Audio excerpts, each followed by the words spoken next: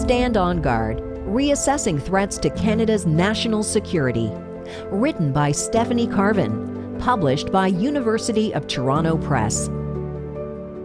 I'm Stephanie Carvin. I'm an associate professor at Carleton University and a former national security analyst with the Government of Canada. I wrote Stand on Guard, Reassessing Threats to Canada's National Security. Well, I worked on national security issues, and often I would write briefing documents for officials who were about to testify in front of Parliament. And often I found myself underwhelmed with the kinds of questions being asked by parliamentarians or the discussion about national security issues in Canada generally. And I felt that we really needed just a how-to or what is national security guide for Canadians. So I kind of based it off of some of the briefing documents that I would write just to let Canadians know, well, what is it that we care about when we say national security? Well, what is a violent extremist threat? And, maybe sometimes we think about explosions, but in reality, it's so much more than that. It's about radicalizers in communities. It's about financing and facilitation. It's about individuals seeking to go abroad in order to cause mayhem. And it is, of course, about attacks here as well. So, there's a large array of activities that we worry about, but I'm not sure that Canadians think about these things when, they hear about violent extremism. It's very common to hear national security agencies describe the current threat environment as fluid, right? In other words, it's changing, and it's changing faster and in more nuanced ways than we ever really have dealt with before. And one of the challenges that we face is that national security agencies can't really manage all this by themselves. We really need whole of government responses, but that means we need much more people understanding national security issues than we have before. For example, when we're looking at the issue of disinformation, you don't want CSIS being the arbiter of truth. You want to have, a much wider conversation, and you need to bring in other actors like Heritage Canada, the general population, Public Safety Canada, and, the general public to a certain extent needs to make its views known on how we should be governing free speech in an era where there is so much malicious content online. If there is an underlying theme to my book, is that when we're thinking about national security, we should be doing it in such a way that we're thinking about empathy and not fear, which may seem counterintuitive.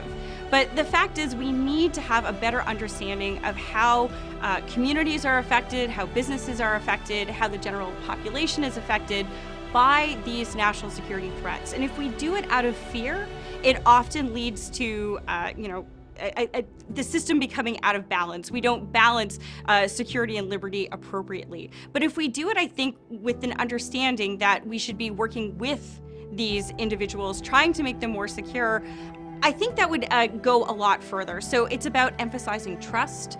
It's about emphasizing understanding and having partnerships. This is really what kind of underlines the book. Hi, I'm Sabrina Gilmore, a Master's of Public Policy student, and my question for Stephanie Carvin is, do you think that the Freedom Convoy of 2022 in Ottawa was a security failure on the government's part or a champion of democratic freedom? Thanks for that excellent question, Sabrina. I really appreciate it. There's so much to be said about the Freedom 2022 convoy, if we want to call it that, that really highlighted a number of the challenges that we're facing.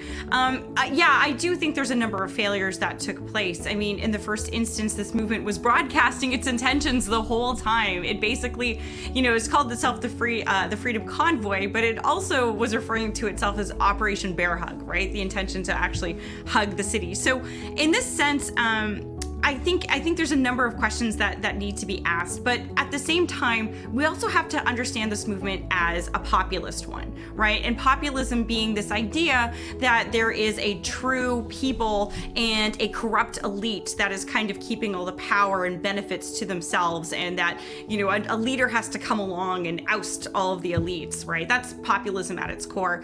And after 2 years, people are exhausted from pandemic measures, and perhaps they were a little bit more receptive to populist movements. So we have to be careful. Not everyone in this movement was a white supremacist. Not everyone in this movement was a racist. But, the fact is that people were willing to listen to extreme solutions in the absence of, really any kind of hope or policies that were being put out, particularly by the end of 2021, beginning of 2022. So I think these are all things we have to keep in mind.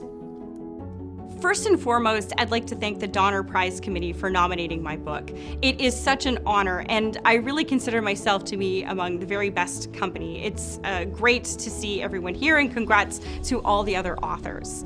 I'd really like to thank my publisher at University of Toronto Press, in particular Dan Quinlan, who helped see this through to publication and has just been a great source of support and in terms of feedback about my ideas and in terms of my writing. I'd also really want to thank my parents. They have just been an unending fountain of support for me throughout my entire career, but also in writing this book. I would sometimes spend summers at home, and my mom would allow me to swim, but only so long. So, because she was checking to make sure I'd actually hit my word quota for the day before she would let me back in the pool. So thanks, Mom. Thanks for helping me get this book done.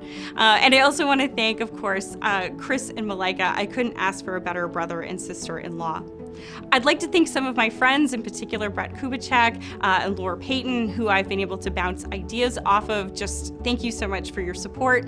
And finally, I'd like to thank my former coworkers, some of whom, of course, I can't name for various reasons, because they've been such a source of inspiration to me in terms of wanting to communicate national security issues better to Canadians. They work hard every day to protect the country. Of course, national security agencies don't always get it right. There's lots of room for reform. There's lots of room for reflection and improvement. But ultimately, many of the people I worked with were very dedicated to wanting to take on these national security challenges and protect Canada and make it a good place for us all to live. Stand on Guard, Reassessing Threats to Canada's National Security. Written by Stephanie Carvin. Published by University of Toronto Press.